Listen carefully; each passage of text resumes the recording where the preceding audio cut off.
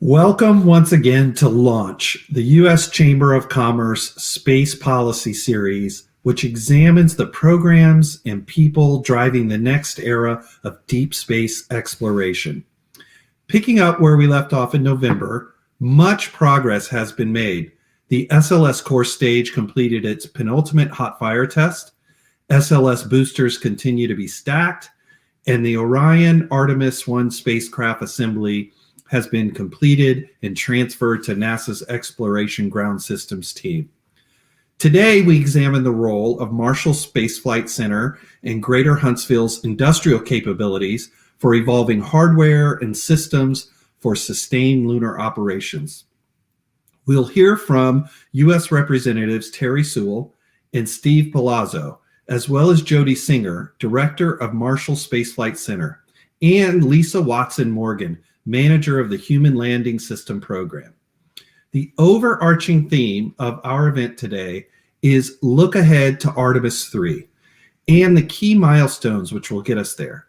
First to come in the program sequence is Artemis 1, when an SLS rocket will deliver an uncrewed Orion spacecraft on a path toward lunar orbit, where it will travel 40,000 miles beyond the moon before returning home. Artemis 2 will be the first crewed flight of SLS and Orion, with 4 astronauts transiting in a cislunar orbit akin to Apollo 8 to validate equipment and conduct system tests in preparation for future surface operations. And of course, Artemis 3 will be the culmination of these missions, landing Americans on the moon for the first time since Apollo 17 in 1972. But the moon is not the program end state, but merely a waypoint to Mars and beyond. As NASA and its commercial partners press ahead on their Artemis program objectives, our policy series will continue to capture and catalog these advances as they occur. And now, before Mike Ward of the Huntsville-Madison County Chamber of Commerce virtually sits down with Representatives Sewell and Palazzo, we have a short introduction video for you. Thank you again for joining us today. Ad Lunam.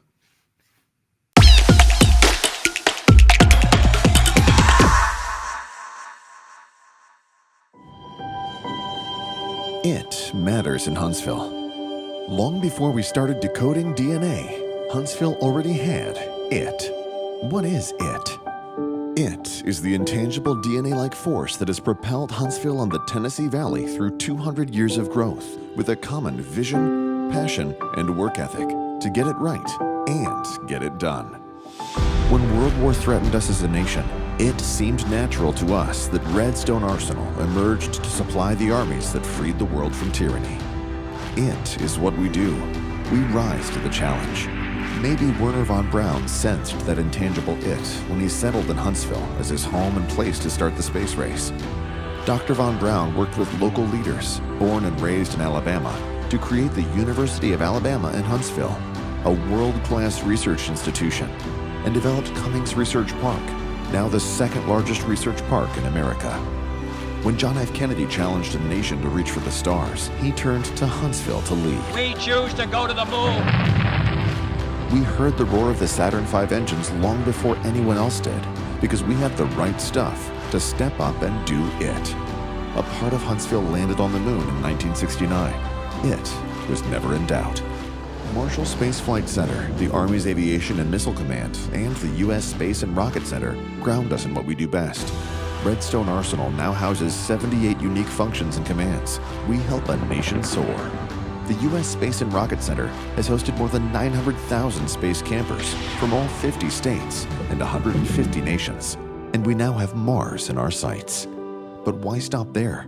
The Rocket City knows no limits. We don't rely on the rest of the world to come to us. We create and develop companies that serve the globe. We don't need a name because we all know what it means to live and work in a city that values its past but isn't beholden to it. We look to the future with the wisdom of our past. The engines we build help power and move a nation and a galaxy. We're defying gravity, powering new next-generation launch vehicles to push us to new limits and beyond. It just seems to keep finding us. We were always looking over the horizon toward new frontiers.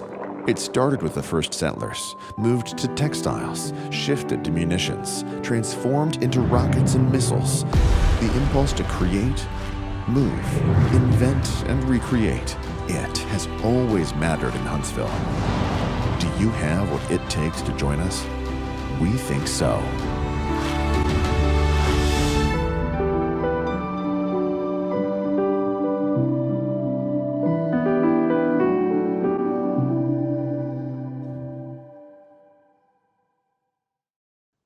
Thanks to Christian and David with the U.S. Chamber for giving us this opportunity to co-host today's event with them as we take a closer look at the future of human space exploration and how, more specifically, the Marshall Space Flight Center and Huntsville businesses will help us to realize that future.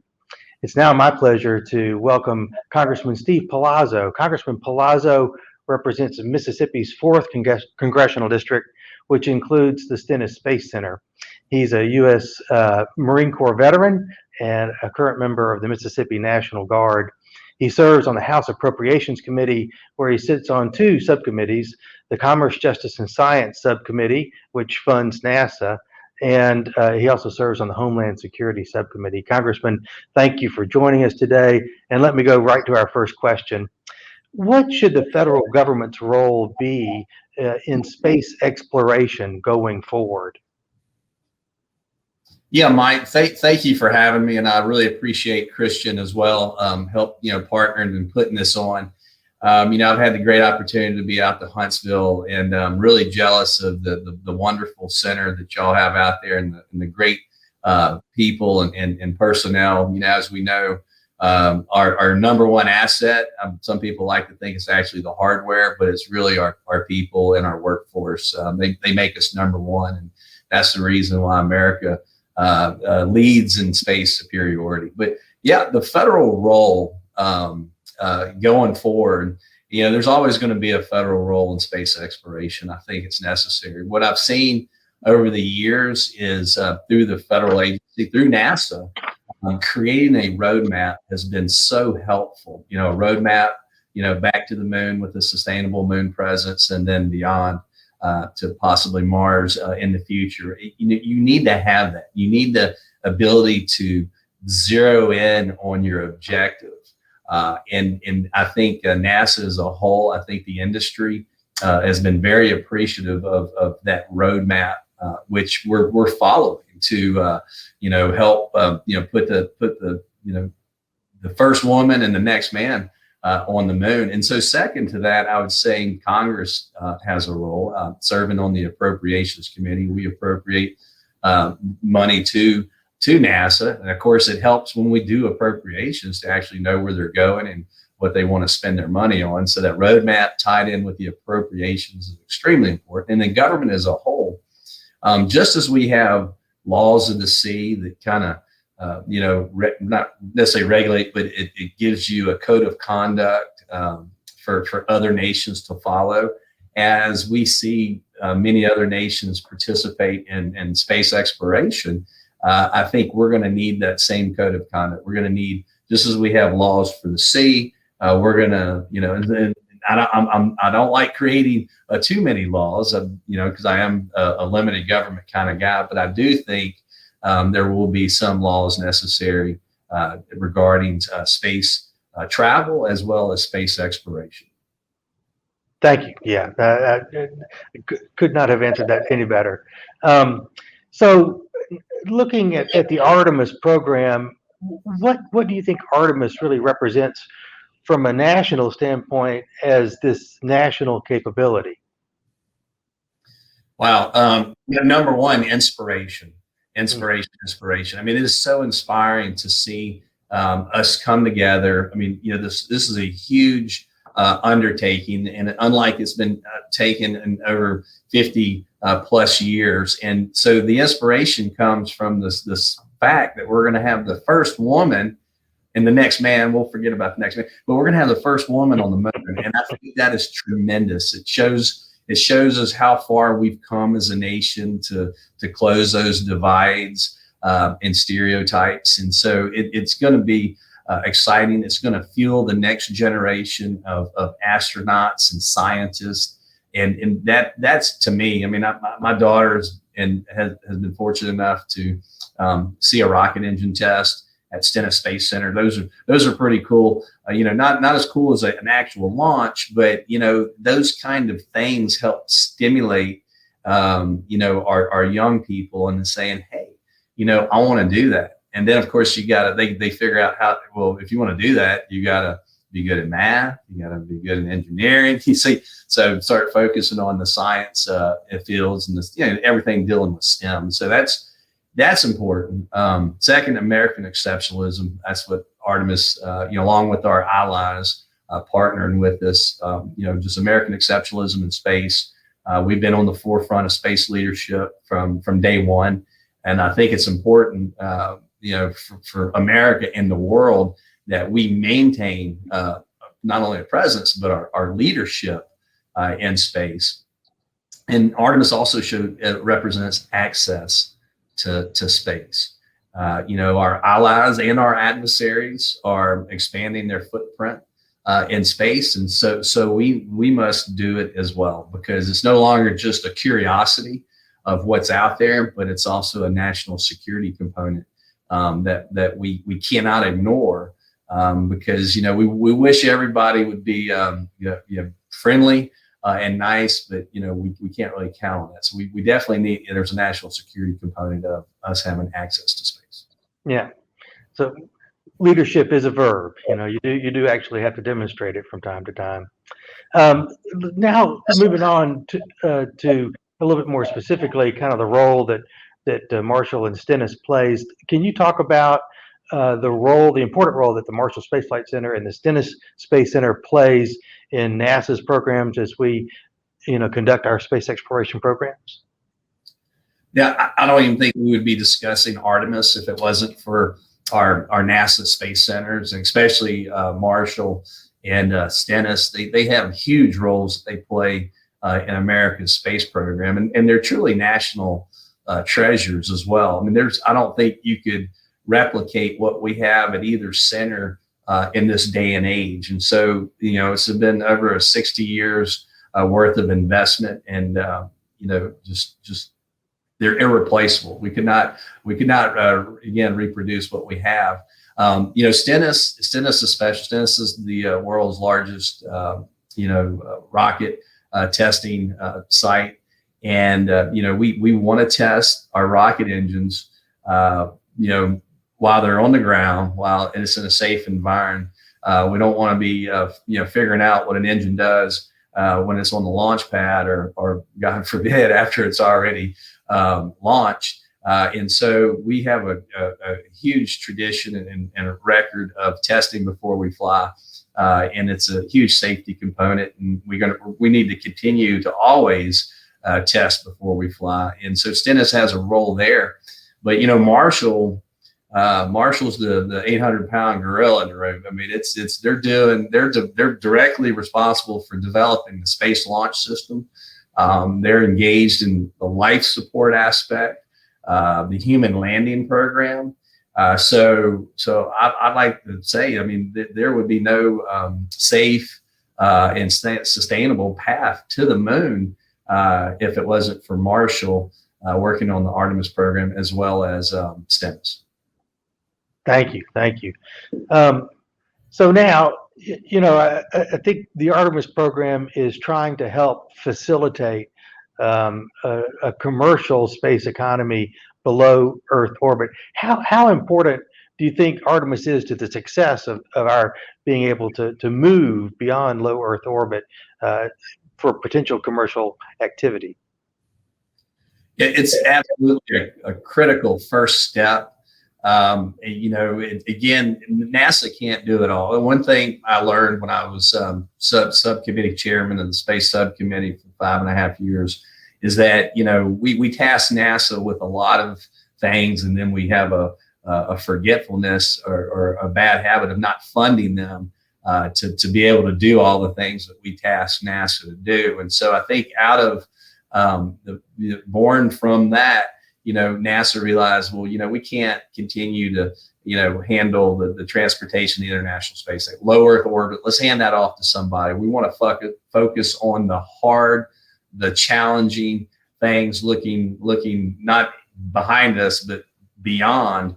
And so NASA realized that, there's going to be private public partnerships. And we've seen that with the crew and cargo to the International Space Station. It works, and it's freed up NASA to focus on that bigger roadmap to return to the moon, and not only just return and stick a flag and say, hey, been here, done that, we did it again, let's move on. But we're actually going to have a sustainable lunar presence. And through that, I mean, I think it's going to spur entrepreneurism. It's going to, Artemis will drive commercial growth through. There's going to be more research. There's going to be more tools. There's going to be more engineering. There's going to be tons of opportunities for a commercial space sector, space industry to participate. And that's why it's all vital. It's all tied to the success of the Artemis program. Thank you, Congressman Palazzo, for your time today and for your leadership in Congress. It's now my pleasure to welcome Congresswoman Terry Sewell. Congresswoman Sewell represents Alabama's 7th Congressional District. She's in her 6th term. She's from Selma. She was born in Huntsville, Alabama.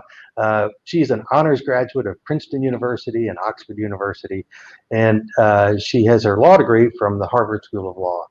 She serves as the vice chair of the House Ways and Means Committee and is a member of the House Permanent Select Committee on Intelligence, where she chairs the Defense Intelligence and Warfighter Support Subcommittee. She also serves on the Intelligence Modernization and Readiness Subcommittee.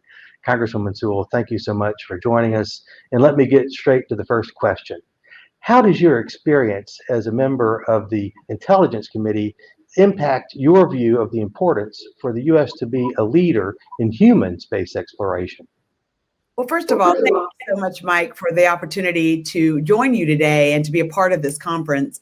As you stated, I was born in Huntsville, Alabama, and while I have the great distinction and pleasure of representing Alabama's 7th Congressional District, which includes Birmingham, Montgomery, my hometown of Selma, Alabama, we call ourselves the America's Civil Rights District.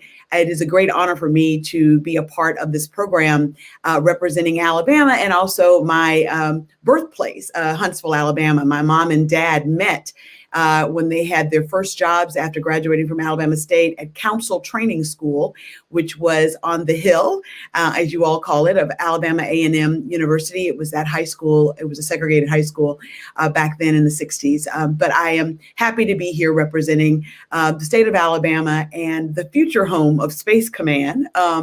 Let me start by just saying that I know that how important it is that our national security, as well as our innovation in America, is so critically important and tied to space exploration and human exploration in space in particular. Being a leader in the United States to remain globally competitive and sustain our national defense and our national economy, I believe human space exploration is critically important. As you stated, I'm a senior member of the House Permanent Select Committee on Intelligence. I've served as the chair of the Defense Intelligence and Warfighter Support. The importance of our satellite overhead architecture, our geospatial connection and coordination has been a critical component to our national security. And likewise, our human space exploration has been a source of tremendous innovation, technical expertise, and is vital to our global security protection, as well as our competitive advantage. I also am very proud to be a part of Alabama's delegation in Congress. I'm proud of the significant role that our state, and in particular the city of Huntsville, has played for over 60 years in our nation's space exploration. Alabama has a rich and long history when it comes to space, and I'm very proud of the decision that Huntsville was selected as our nation's Space Command headquarters. Huntsville, as so many of you know, is known as a rocket city. It's a hub for innovation and defense intelligence, and is the home to Marshall Spaceflight Center, home to Army's Redstone Arsenal, and it features so many offices of our major defense contractors.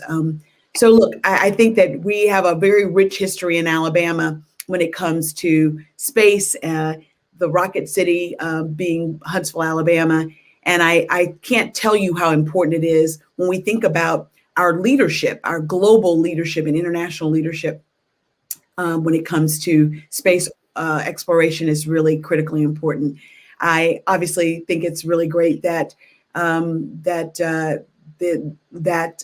get a chance to see it from a different vantage point as chair of the Defense Intelligence and Warfighter Support. The importance of our overhead architecture to our intelligence and our national security is something that I've gotten a chance to see firsthand. So I think all of this is really critically important in investing in space exploration, the importance of our economic growth and national security. All of this kind of ties together, and it's an honor for me to not only represent Alabama, but also to be a part of our oversight when it comes to our national security and intelligence.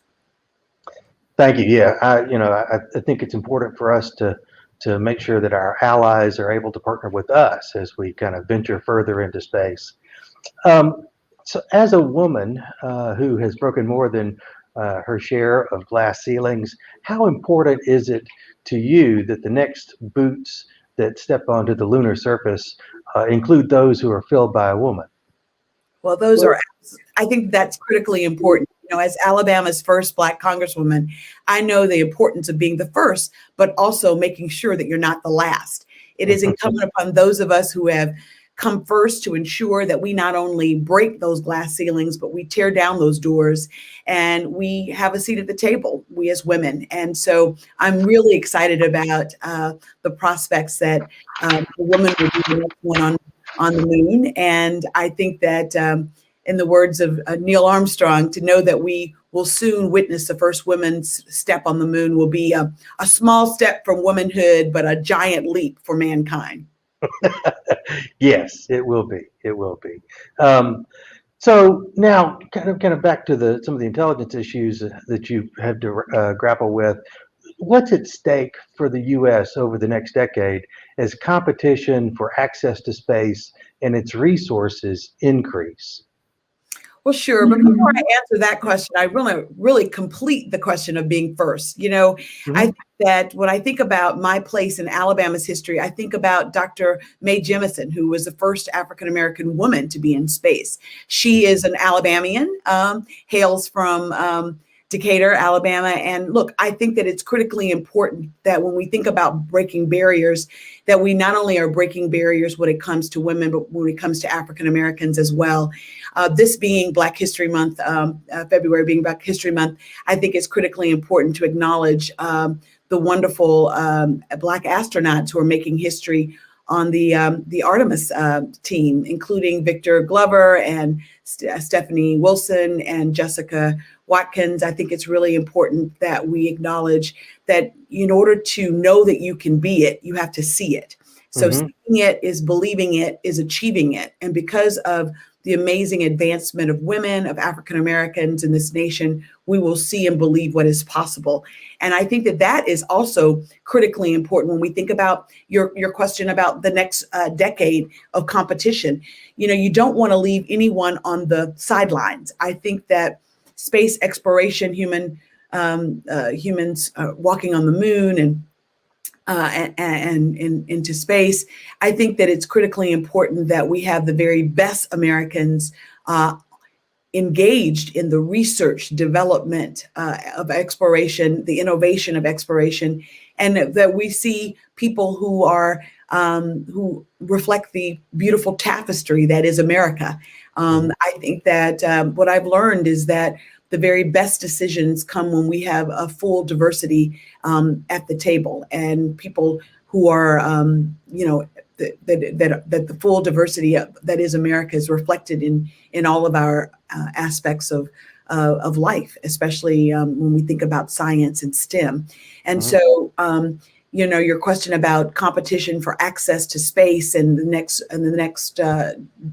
next decade or so, I think that technology and and innovation sectors are global communities of collaboration and competition, and that in order for us to truly advance in science, we need to make sure that we are reaching our common goal and we're being inclusive in that as well. Yeah, we recently dedicated a school in Mae Jemison's honor. The newest high school that Huntsville has is named Jemison High School. Awesome. And we were delighted to have her kind of there as a part of that ceremony too. Absolutely. So to pick up on what you were talking about with regard to STEM, what can we do to enhance STEM education and then STEM education opportunities to ensure that all students have equal access to join the space workforce of tomorrow? Well, as a daughter of two educators, I know that knowledge is power, and I know that education is a great equalizer. When I think about STEM education, I think it's critically important that we as a nation invest in STEM education across the board. And so in 2016, I was proud to lead the charge to secure up to $500,000 for Lawson State Community College here in Birmingham as a part of NASA's Minority University Research and Education project. These funds continue to invest in equitable STEM education and allow those that are in historically disadvantaged communities to actually receive high quality training in advanced science skills. By developing programs with strong science, technology, engineering, and mathematics that focus on equitable access, we equipped our students with children with the tools that they need to succeed in the modern day workforce. When I first joined Congress, I had the opportunity to sit on the Science Technology Committee, and I had a chance to interview or question as a witness the NASA administrator at the time. And I asked him, I said, I know that we have the capability at Marshall Space Flight Center to talk to our astronauts on the International Space Station. Can we have an opportunity to also maybe have a class talk to astronauts? And he said, yes. And I said, okay. So I sponsored something called Blast Off with Congresswoman Sewell, where we brought together 500 third graders from public schools in Birmingham, Alabama, which is majority African American. And we had 500 third graders in Alabama, in Birmingham, in the auditorium at Carver High School. We had secured resources and funds in order to upgrade that high school technology. And for 30 minutes, we had a connection with the International Space Station. To see the expression on our children, to actually count down 10, 9, 8, 7, 6, and then all of a sudden see on the big screen on that stage an astronaut at the International Space Center. I think I was probably more mesmerized than the students, or just as intrigued. But they, for 30 minutes, got a chance to ask questions themselves. We had 7 of those third graders who won a competition to be able to ask the question directly to the astronaut. When you look out the window, what do you see? And to see the astronaut looking out the window and telling them, what do you eat when you're up at the International Space Space Center? What do you do? And so those were just some of the questions that these third graders got to ask. But, I believe that was, 9 years ago. I know I still get letters from some of those third graders who are now obviously in high school. Some, are actually interested in doing, becoming an engineer or being involved in the space industry.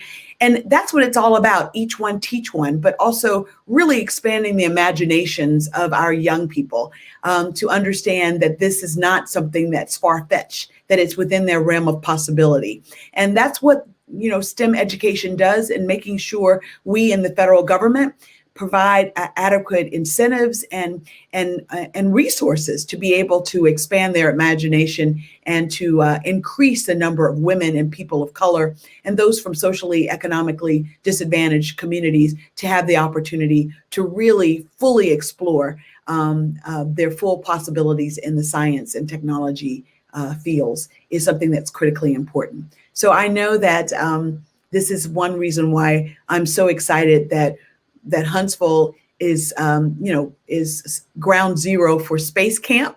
Can't tell you how many wonderful people come up to me and talk to me about their experience at Space Camp, and have now become engineers, have become scientists, have become researchers.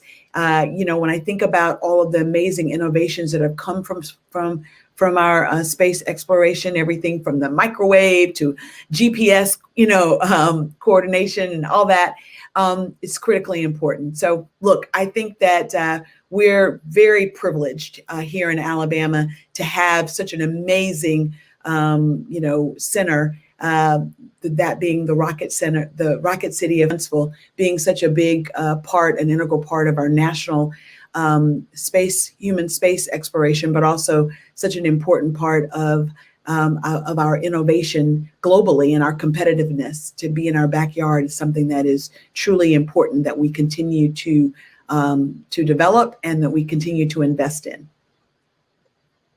Thank you, Congresswoman. I think you're an inspiration to all those that you touch, and we greatly appreciate your time today and your leadership in Congress. So thank you very much.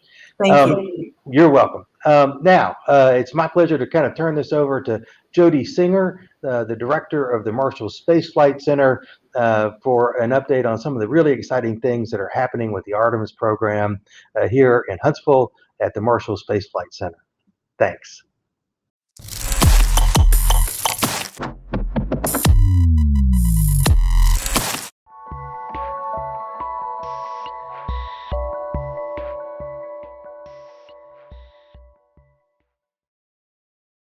For more than 50 years, NASA's Marshall Spaceflight Center has anchored America's human spaceflight program. And NASA's new Moon to Mars program, the Artemis program, is no different. Before it ever lifts off for deep space, Artemis starts on the ground right here in North Alabama. Key components of the Artemis program are being managed, built, and tested right now. We're building on the rich history and expertise of Marshall Spaceflight Center and its many contractors and suppliers. The Space Launch System, NASA's great rocket, is managed right here at Marshall Spaceflight Center. Following in the steps of the Saturn V rocket that took America to the moon more than 50 years ago, SLS can simultaneously launch astronauts and the large cargo, including life support systems needed to live and work on and around the moon. Once astronauts are in the orbit around the moon, NASA's Human Landing System will take astronauts to the surface, and it's Marshall Spaceflight Center that NASA has entrusted to manage the Human Landing System program. Once again, there will be American boots on the lunar surface, and that's because of the hard work around the agency and at Marshall and with our nationwide partners. Other work Marshall is working on right now includes our science payloads on our Artemis I mission, the life support systems, and habitats for living in deep space. Together with industry, academia, and our international partners, we are redefining what is possible and building not just toward America's next giant leap, but a sustainable presence on the moon. And we will live, learn, and discover, and lighting the way and the path toward Mars. And the investments America is making in our work are making a difference in our workforce and in our communities. Across America, the SLS program engages more than 1,100 companies in 44 states to build America's next rocket. In North Alabama alone, the SLS program supports more than 12,000 jobs. It generates more than $43 million in tax revenues and more than $1.9 billion in economic output. In the state of Alabama, NASA's Moon to Mars activity supports more than 18,000 jobs in 2019, with over 25,000 nationwide, and it's generated more than $3.3 billion in economic output. For every $1 million of labor income earned, an additional $15 million in labor income is generated. I want you to know what we are doing makes a big difference for the economy and for everyone as we build the future of space exploration. But here is my favorite part. In addition to the jobs and the economic output that NASA's Moon to Mars program supports across the country, we're also helping to inspire, educate, and train the next generation of STEM students, America's best and brightest, the Artemis Generation. As we near the first launch of the most powerful rocket ever built and embark on this new era of space exploration, join me in getting excited for what is to come. From liftoff to landing, Marshall Space Flight Center is critical to the Artemis program. And here is how we're making it happen.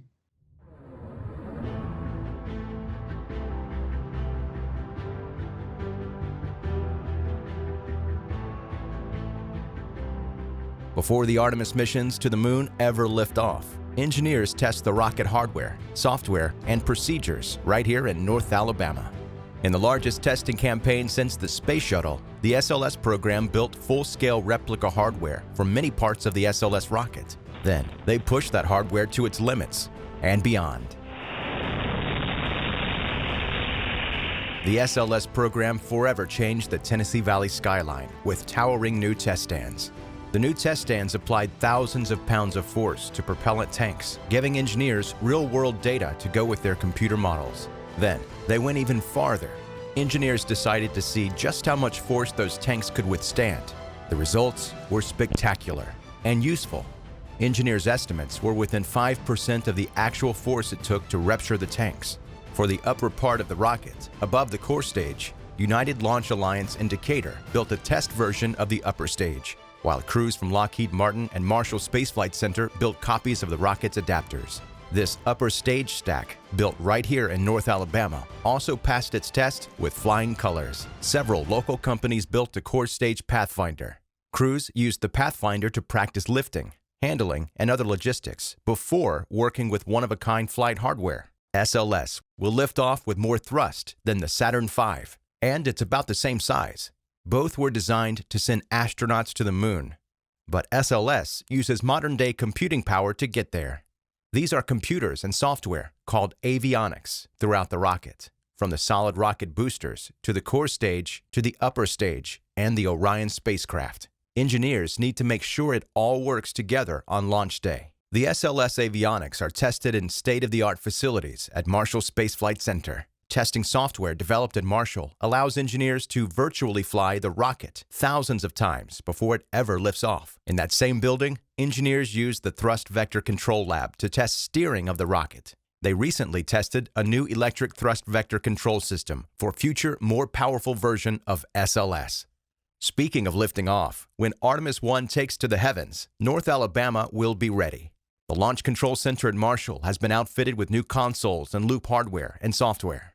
Engineers are using the new SLS Engineering Support Center to practice communicating with their counterparts at Kennedy and Johnson Space Centers and at contractor sites nationwide. In addition to testing the rocket in North Alabama, several key pieces of flight hardware are built here. The upper stage for the Block 1 SLS is called the Interim Cryogenic Propulsion Stage. Boeing in Huntsville manages the stage, and United Launch Alliance in Decatur builds it. The stage is complete for Artemis 1. The first mission of SLS and the Orion crew capsule to the moon. Now, Boeing and ULA are building the upper stage for the Artemis 2 flight and will soon begin work for the Artemis 3 upper stage. At Marshall Space Flight Center's Advanced Weld Facility, technicians use self-reacting friction stir welding tools to weld together two adapters that connect parts of the rocket. The adapters for the Artemis 1 rocket are complete and ready for integration with the rest of the rocket. NASA civil servants and Teledyne Brown and Lockheed Martin technicians are building adapters for Artemis 2 right now.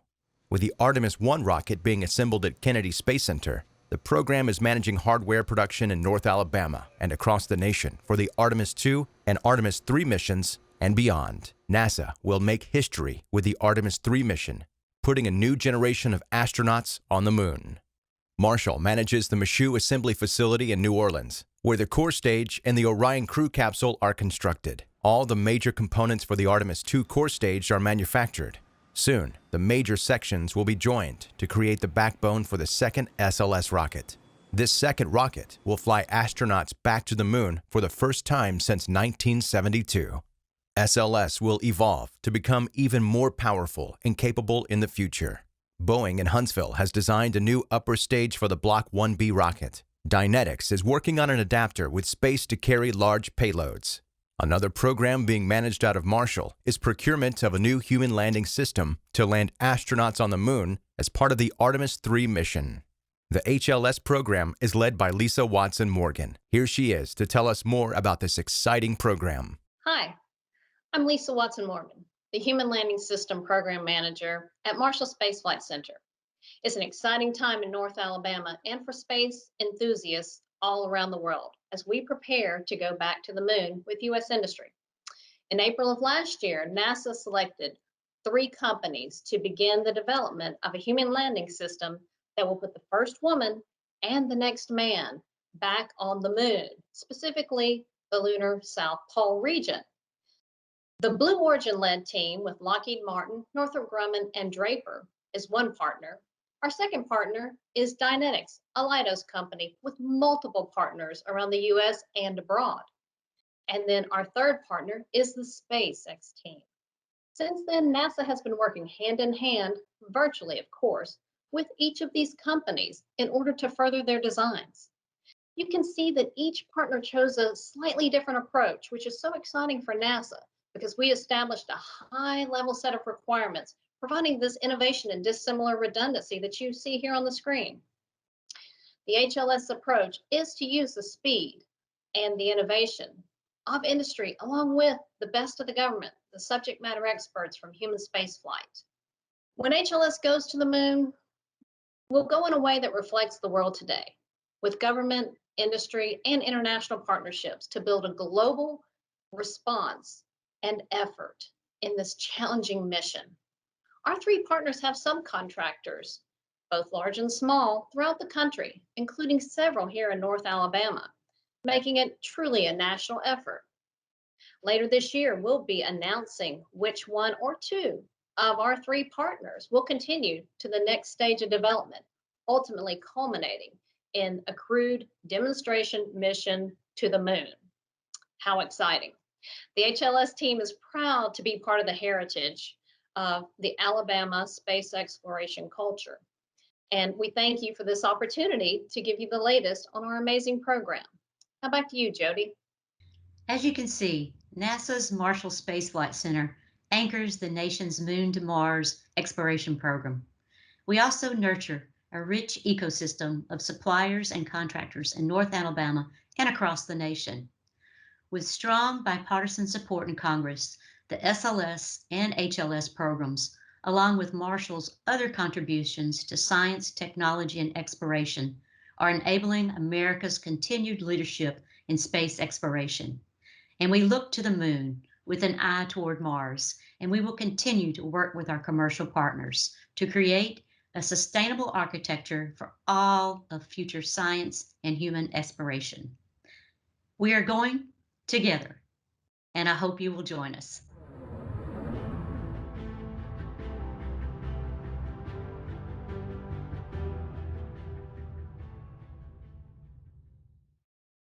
Thanks, Jody and Lisa, for telling us all about the amazing work going on at Marshall Space Flight Center and in North Alabama.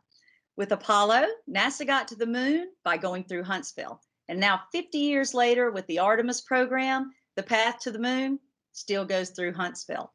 Now, we want to shift gears. We're proud of our heritage and our history, and we're building on that, but we want to talk about the future, and we want to talk to some of the folks that make up the Artemis generation.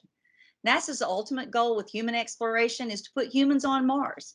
And somewhere out there, there are students in school right now who will be the first astronauts to walk on Mars. It might be one of the students with us today. They come from New Century Technology High School, and they're involved in a program called Inspires. That's a STEM outreach effort of the University of Alabama, Huntsville. It partners high school students with undergraduate students in a design-build challenge. So we are among the right folks, and we believe we've found the right person to answer their questions, NASA astronaut Mike Fincke.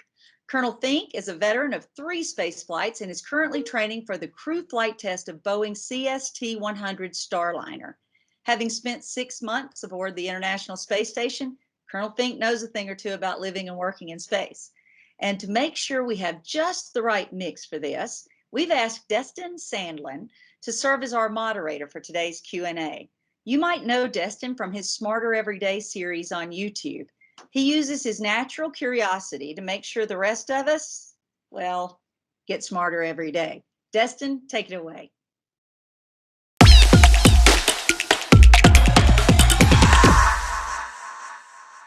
Thanks, Marcia. I appreciate it very much. It's my privilege to share the screen now with astronaut Mike Fincke. And Mike is very interesting in many ways. He's not just an astronaut, he is an extremely experienced astronaut. For example, Mike, as I understand, you've flown on Soyuz, you've flown on the shuttle Endeavour, and right now you're getting ready for the new Boeing vehicle, the CST-100. Am I understanding that correctly? That's correct. When I was younger in high school, I just wanted to go fly in space, and now I've had a chance to fly in space on 2 different spacecraft, and I get to be on a first test flight of a brand new spacecraft. These are exciting times, and NASA, we're getting ready to go to the moon. So I've helped with the space station, and I'm going to help with the moon. It's a lot of fun. That's amazing. What does it feel like to know you're about to launch from American soil again? I know you have to be feeling something there. How does that feel? Yeah, so I launched twice from Kazakhstan and once from Florida. Looking forward to launching from Florida again. And it is exciting anytime you get to go on a launch. You're sitting on top of a rocket. You said, "Oh my goodness, how did I get here?" And 3, 2, 1, and then the blast off comes, and it's just it's a fantastic feeling. It's not as much as the G-forces, but the feelings of all the hard work of the whole team that's lifting you up into space, and somewhere like 9 to 10 minutes later, you're up in orbit around beautiful planet Earth. And it's a fantastic feeling. And I'm looking forward to launching later this year. That's awesome. I'm going to be watching. I've been following the development of the spacecraft. I'm really excited about that. Mike, you're cool with it. I've got some questions here from some students right here in Huntsville, Alabama. There's some students from New Century Technology High School. Are you cool with me asking you some questions or throwing to them? Is that going to be all right? Oh, fantastic. I love questions. I love Huntsville. And I hear a lot of really good things about the New Century Technology High School. So let's do it. This will be fun. Okay, cool. The first question here is from Darren. My name is Darren Thomas, and I am a junior from New Century Technology High School. My question is, what advancements are you making toward an all-inclusive spacesuit design that fits a broader range of astronauts and complements your missions to the lunar surface and beyond? Darion, great question. I love spacesuits. You can see there's a picture of me in a spacesuit right behind you. I know 5 or 6 spacesuits already, and it's exciting because we at NASA, we've been building spacesuits since the Gemini program. We did spacewalks on the outside of space station or outside of spacecraft, now space station. We've walked on the moon, and so we really have some really good ideas, and we're building a brand new space suit that's called the Exploration Extravehicular Mobility Unit, or XEMU. And it takes all the knowledge we have, all the experience we have, to put it into one really awesome space suit where you can put it on. You get into the back, you climb in, you suit up, almost as cool as Iron Man. It's a self-contained spacecraft, so you don't need to have an umbilical around. It fits all kinds of people. Tall ones, shorter ones, men, women. It fits everybody, and it's a fantastic spacesuit. It's a big difference than our current extravehicular mobility unit in that it has a lot of mobility in the legs. When we go on a spacewalk on the outside of space station, and I've done that 9 times, we don't really use our legs. It's really hands and arms that we're moving as we go on the outside weightless. Now we're going to the moon. We're going to be walking. We're 1/6 of our weight, so there's still some gravity there. And we need to bend down and pick up our lunar samples and harvest the materials and do all the fantastic things. And we need to have that more mobility. We need to be able to walk. I mean, really spacewalk or moonwalk, if you will.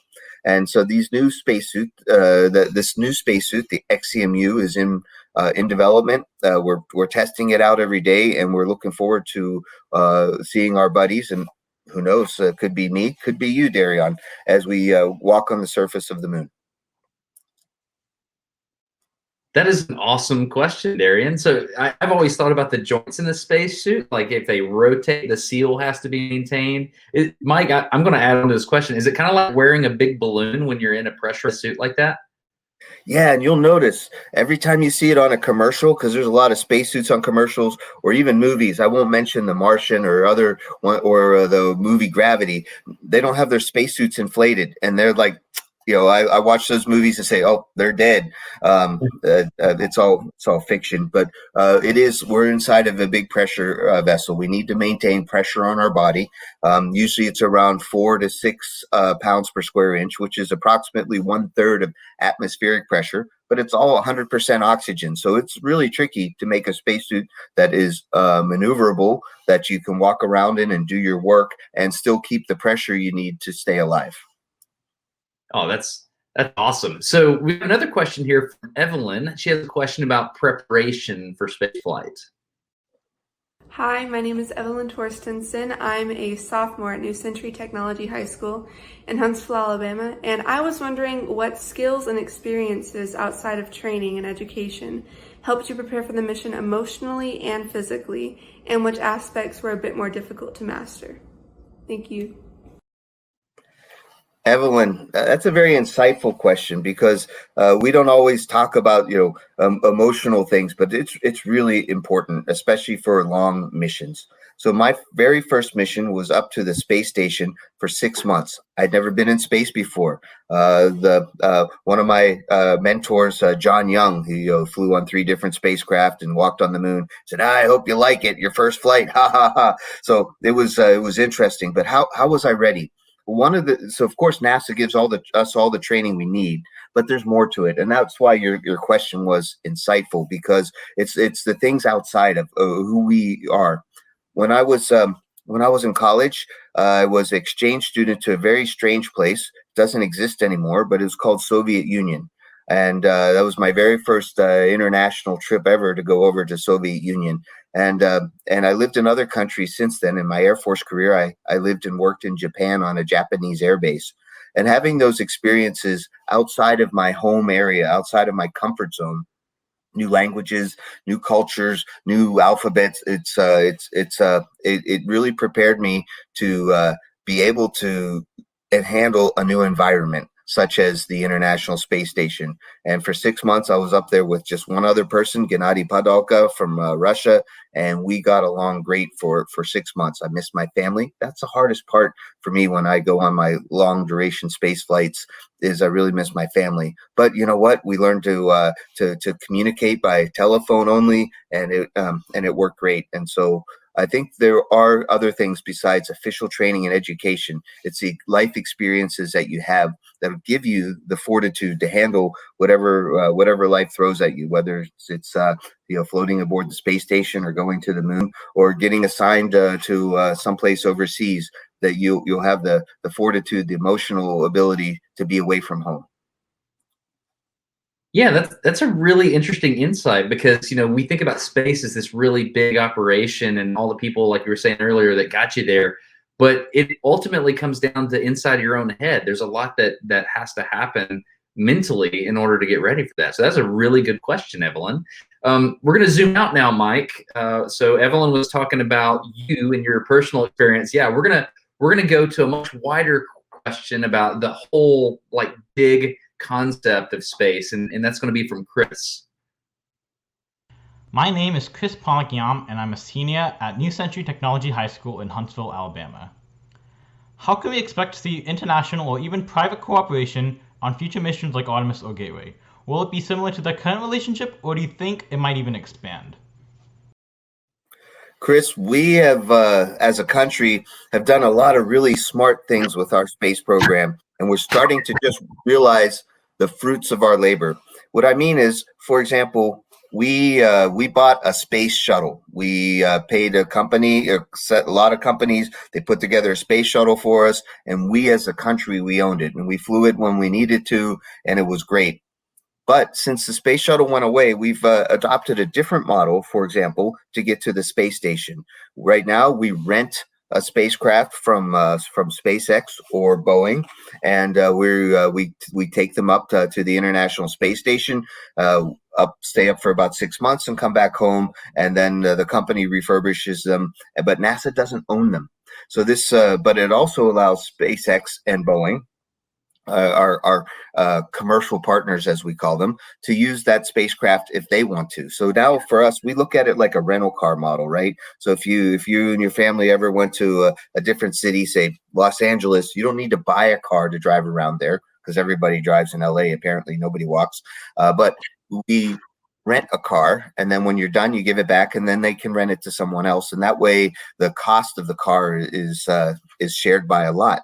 So it makes it easier for everybody. So we, as a customer at NASA, we're doing the same thing for Artemis and Gateway. So we're providing some things like Orion. We own Orion. That'll be a NASA spacecraft. But once we get to the Gateway, which is a mini space station around the moon, to get up and down from the moon, we're going to rent a service from 1 or 2 or 3 different companies. Right now, these companies are working on it, and they will make something out of it too, because they will be able to use that service for other things. And there's a lot of resources on the moon that we can use to make life better on planet Earth. And so this is a really great opportunity to expand our economy, more jobs, more high-tech jobs, especially for folks from New Century Technology High School and many other people like that. We're going to need your help because there's a lot of space work in the future, and it's going to really be a benefit to our country and to planet Earth. So there's going to be good jobs, action and adventure, and it'll help planet Earth. So I'm excited about the future. You did a really good job explaining like the massive programmatics that is the current status of like our space program. That's really good, Mike.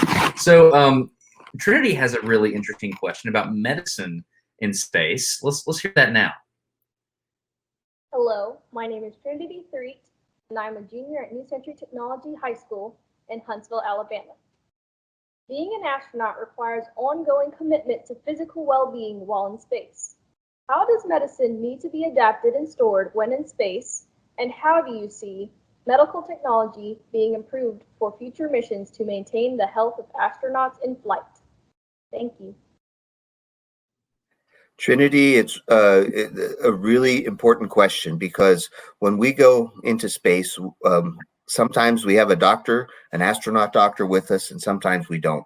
So how do we stay healthy in space, because it's a different environment? And how do we, if something happens, how do we handle an emergency? And so we've thought a lot about that in the past, but we've really had a chance to work it with the International Space Station, which is a great place for us to try out new things as we go farther and farther away from home, as we go farther and farther away from hospitals and things like that. So here's a little bit of a story, right? So if somebody were to get hurt aboard the International Space Station, first and foremost, we have medicines on board the International Space Station, and we've thought through these medical packs several times. We've redesigned them, and they're really optimized right now.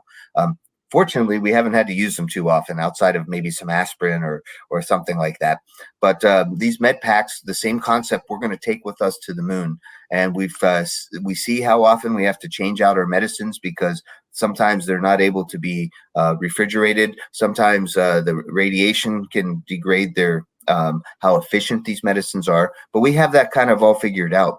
But if somebody were to get sick, we have these medicines, we have defibrillators, we have ultrasound machines. We don't have x-ray machines, but you can do a lot with ultrasound. And we can call a doctor, and we can do telemedicine. And a lot of our telemedicine concepts that we use for space actually really work well on Earth too. And telemedicine's a big thing now, between doctors in the big cities, talking out to people in the rural areas that may not be close to a hospital.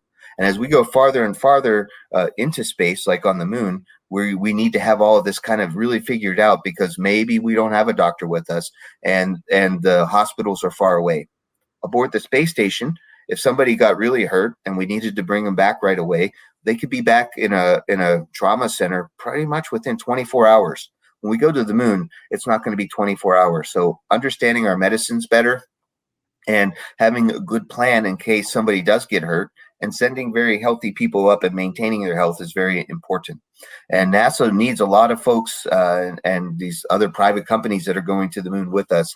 We as humans, we need a lot of help with this. So if you Trinity, or any of your colleagues are interested, that's the field of biomedicine and space medicine is a really interesting field that we need a lot of help with. That's really interesting. I haven't thought about the fact that you could deorbit quickly from the space station, but as we go further, there's a time delay there, isn't there? I had not thought about that. Thanks for that insight. Yeah, and if you're on Mars, it's like 6 months at the minimum, right? It could be even longer. So we need to be careful and stay healthy. That's like a serious outpost. I had not thought about that. Thank you, Mike. So, Mike, we're very thankful for your time. We know that you're literally studying on your spacecraft systems and things like that. So we want to be aware of how important your time is. So we have one more question from Davion. And at the end of this question, when you're answering, if you don't mind, if you'll just give us any parting thought that you think would be good for us here. So let's hear this one from Davion. Hello, my name is Davion from New Century Technology High School in Huntsville, Alabama. And my question to you is, what lunar materials and elements will be utilized to sustain life on the moon in future planetary endeavors, such as nitrogen and hydrogen in the atmosphere of the moon?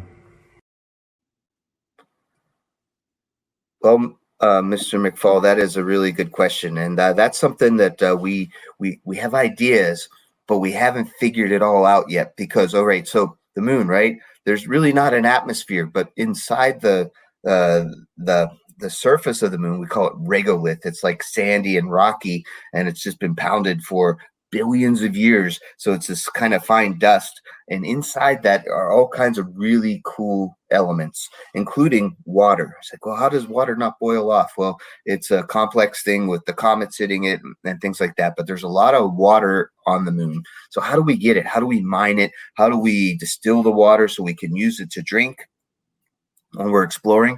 So, for example, when we go to the International Space Station, one of those half-liter bottles costs like $5,000 just to get up and down to the space station. That much water. So water, we board space station, we recycle it. We're at 90-something% efficiency of our water. On the moon, we'll use that too.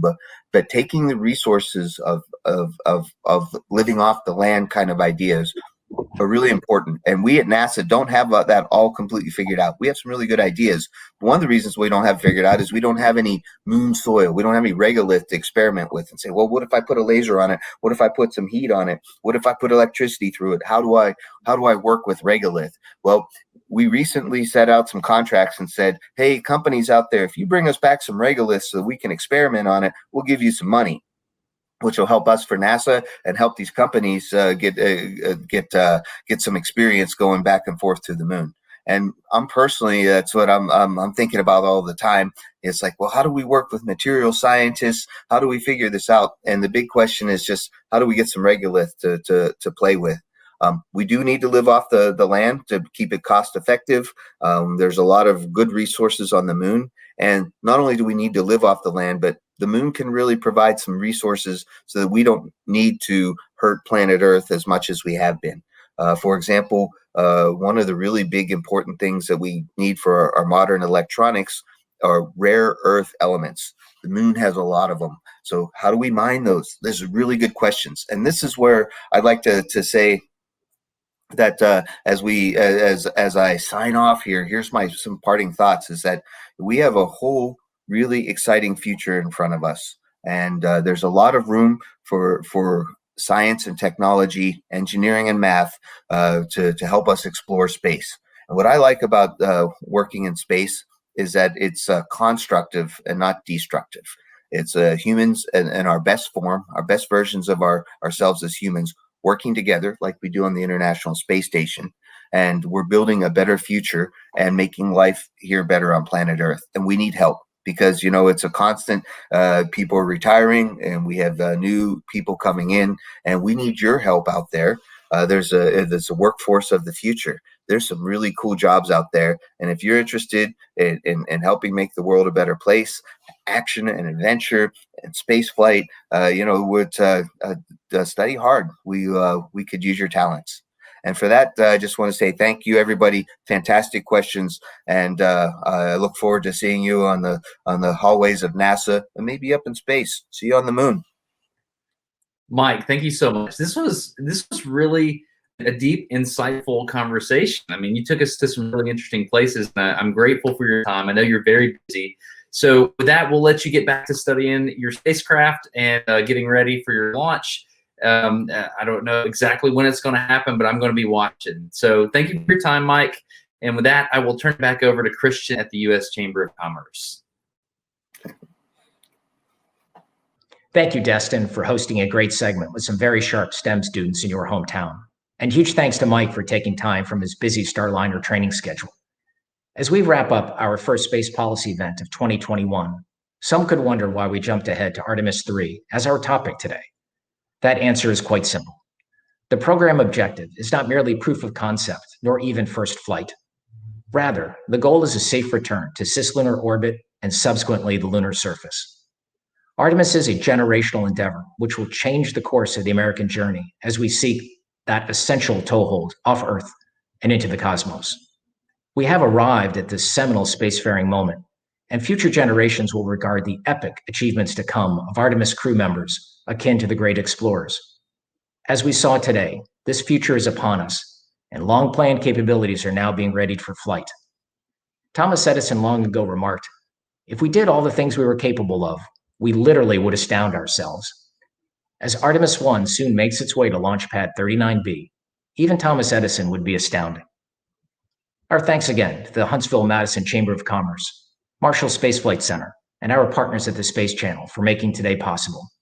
Keep an eye out for future events in our space policy series as we continue to focus upon key technologies, innovation, and workforce bringing Artemis to life. Until then, stay tuned and stay safe.